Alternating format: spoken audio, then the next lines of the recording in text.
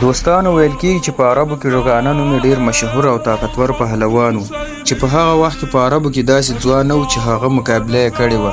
یوه ورځ حضرت محمد صلی الله علیه و آله وسلم په هغه علاقه تېرېده چېرته چې روکانه پهلوان اوسېده. نو نبي کریم صلی الله علیه و آله وسلم د روکانه پهلوان سره مخامخ شو. د نبي علیه السلام دا عادت و چې کوم کافر سره به هم مخامخ شو نو هغه ته به یې د اسلام دعوت ورکاوه. حضرت محمد صلی الله علیه و آله وسلم روکانه پهلوان ته هم د اسلام د قبلولو دعوت ورکړه.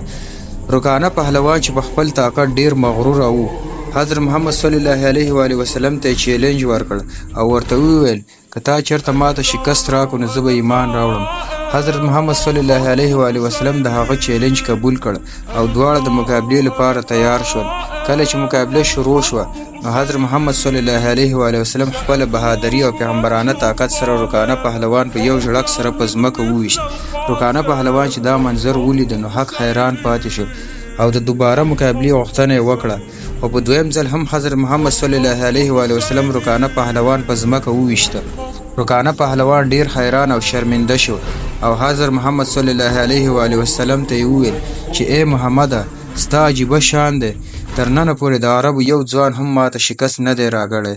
دوستانو بعضې مورخین لیکي چې روکانه پهلوان په هغه ځای کې ایمان راوړ او بعضې مورخین لیکي چې د مکې د فتح په ورځ ایمان راوړ.